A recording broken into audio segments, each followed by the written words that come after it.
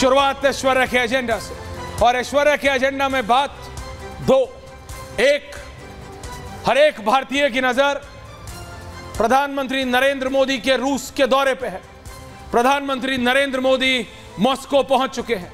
प्रधानमंत्री नरेंद्र मोदी का भव्य स्वागत हुआ है। वो विजुअल शर्मा इस समय ऑन एयर होने चाहिए।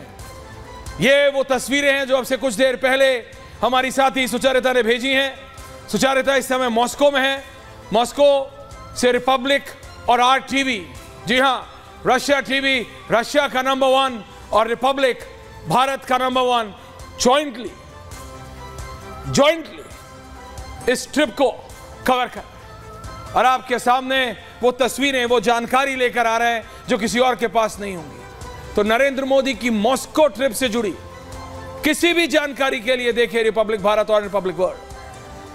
इस समय जब मैं आपसे बात कर रहा हूं, अब से कुछ ही देर में प्रधानमंत्री नरेंद्र मोदी का भव्य स्वागत एक बार हो चुका है दूसरी जगह, क्योंकि आप जानते हैं, आपको याद होगा, मॉस्को में, रशिया में भारतीय संस्कृति और भारतीयों को लेकर असीम प्रेम भाव।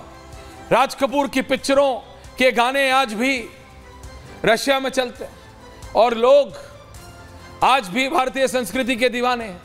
तो वहां पे आप माने ना माने, रशियंस, रूसी नागरिक भारतीय वेशभूषा में इंतजार कर रहे हैं प्रधानमंत्री नरेंद्र मोदी की इस ट्रिप का, जो कि शुरू हो चुकी है दर्शकों।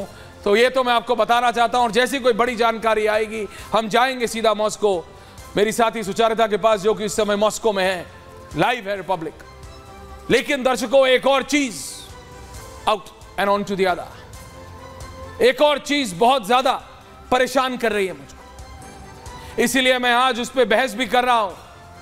कुछ बड़ा डेवलपमेंट होगा मॉस्को में तो जाएंगे, लेकिन अचानक नरेंद्र मोदी के तीसरी बार प्रधानमंत्री बनने के बाद मैं ये एक ट्रेंड सा देख रहा हूं, and it's not a very positive trend if you understand what I mean. एक नेता है तौकीर रजा और एक है फिरहाद हकीम। फिरहाद हकीम अलग TMC के नेता हैं, और तौकीर रजा साहब को तो आप जानते हैं, कांग्रेस से लेके BSP कोई ऐसी पार्टी नहीं जहां तौकीर रजा साहब रहे नहीं। और जैसे कि उन्होंने पार्टियां बदली हैं, वैसे ही उन्होंने टिप्पणियां दी हैं, लेकिन ये टिप्पणियां ऐसी हैं, इनका जो मन आता है ये बोल देते हैं, जो मन आता, और सोचते नहीं है। एक तरफ फिरहाद हकीम ने तो क्या कह दिया कि 70% से ज्यादा, समझिए आप, 70% से ज्यादा भारतीय बदकिस्मत हैं। TMC के नेता कह रहे हैं दर्शकों, और ये कलकत्ता के मेयर हैं, कलकत्ता के मेयर, TMC के प्रमुख अल्पसंख्यक नेता हैं। आप समझिए, मैं फिरहाद हकीम की बात कर रहा हूं। ये कलकत्ता के पहले मुस्लिम मेयर हैं, ममता सरकार में मंत्री हैं, CM ममता बनर्जी के करीबी नेताओं में से बताए जाते हैं, TMC के प्रमुख अल्पसंख्यक नेता हैं, अपने बयानों के कारण सुर्खियों में रहते हैं। नारदा केस में 2021 में इनकी गिरफ्तारी भी हुई थी, लेकिन उसके बावजूद ये कह रहे हैं कि 70% भारतीय बदकिस्मत है। ये क्यों, मैं बताता हूं। ये कहते हैं जो इस्लाम में पैदा नहीं हुए वो बदकिस्मत है। इस्लाम कबूल करने को कहना ईमान, गैर मुस्लिम इस्लाम कबूलेंगे तो अल्लाह खुश होंगे, इस्लाम में पैदा लेने वाले जन्नत जाएंगे। वो आपकी सोच है, बिल्कुल ठीक हो सकती है। मैंने कहा सबके आराध्य, उसके लिए आप जिसको भी मानते हैं, भगवान को माने, अल्लाह को माने, गुरु नानक जी को माने, जैन जिसको मानते हैं, आप जो जिसको मानना है माने, हिंदू मुस्लिम सिख ईसाई बौद्ध जैन, जो जिसको माने, किसी के आराध्य पर टिप्पणी क्यों। लेकिन now this is becoming political, ये राजनीतिक हो रहा है। ये कह रहे हैं 70% भारतीय जो इस्लाम में पैदा नहीं हुआ वो बदकिस्मत है। मैं पूछ रहा हूं, ममता बनर्जी जी क्या बदकिस्मत है? राहुल गांधी जी क्या बदकिस्मत है? मैं पूछ रहा हूं, मल्लिकार्जुन खड़गे जी क्या बदकिस्मत है? प्रियंका गांधी वाड्रा क्या बदकिस्मत है? और क्या सोनिया गांधी जी ये सुन नहीं रही? क्या ये देख नहीं रही? इस तरीके की टिप्पणी जैसी हो रही है। एक नेता जो कलकत्ता के मेयर हैं कह रहे हैं जो इस्लाम में पैदा नहीं हुआ वो बदकिस्मत है। आप अपने धर्म को मानिए, हम इज्जत करते हैं, हमारे धर्म को बदकिस्मत, किसी और के धर्म। क्यों? किसी के भी धर्म, किसी के भी आराध्य पर टिप्पणी करना बिल्कुल सही नहीं है, ये मेरा स्टैंड है।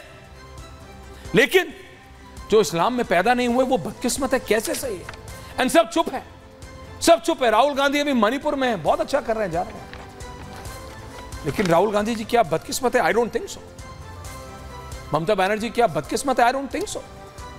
पर विपक्ष के नेता क्यों चुप है? और अगर ये काफी नहीं था तो ये तौकीर रजा साहब खड़े होकर बोलते हैं क्या क्या और क्या नहीं। मुस्लिम युवाओं के साथ साजिश हो रही है, युवाओं को नशे का आदी बनाया जा रहा है। ये कह रहे हैं कि जानबूझ के मुसलमान युवाओं को नशे का आदी बनाया जा रहा है, नशा बेचने खरीदने के कारोबार में शामिल किया जा रहा है। अगर तौकीर रजा साहब आपके पास इतनी ठोस जानकारी है तो कौन कर रहा है? उसका नाम लीजिए ना। आप तो कहते हैं आप किसी से डरते नहीं, तो कौन ये जबरदस्ती किसी को भी, क्योंकि आप इसमें भी हिंदू मुसलमान कर रहे हैं कि मुस्लिम युवाओं को रात भर नशे में बिजी कौन रख रहा है? पूछता हूं मैं, और पूछता है भारत। हूं नाम बताइए, नहीं तो इस तरह की टिप्पणी मत दीजिए। आप रात भर नशा करते हैं, दिन भर सोते हैं, पुलिस के संरक्षण में हो रहा है ये काम। मुस्लिम लड़कियां हिंदुओं के साथ जा रही हैं। आप कह रहे हैं रिवर्स लव जिहाद, क्योंकि आप कहते थे लव जिहाद होता नहीं है। साजिश के पीछे आरएसएस का, हर चीज में आरएसएस। आप कह रहे हैं आरएसएस ड्रग्स दे रहा। आप अब कह रहे हैं साजिश के पीछे आरएसएस का बड़ा हाथ है, हिंदू लड़कों को फंडिंग की जा रही है। ये क्या हो रहा है? ये क्या हो रहा है? आपके पास प्रूफ है? आपके पास प्रूफ है? एक फिराद हकीम साहब खड़े होते हैं, कहते हैं 70% भारत बदकिस्मत है। मतलब जो इस्लाम धर्म का नहीं है वो बदकिस्मत है। तो मैंने पूछा ममता बनर्जी आप बदकिस्मत हैं क्या? मुझे नहीं लगता। अभिषेक बनर्जी वैसे तो आप हर चीज पे बोलते हैं, इस पे नहीं बोलेंगे आप, क्यों?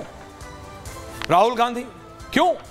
और यहां पे ये बोलते हैं कि मुसलमान युवाओं को, मुस्लिम युवाओं के साथ साजिश हो रही है। तो पूछता हूं मैं, और पूछता है भारत की कौन कर रहा है ये साजिश?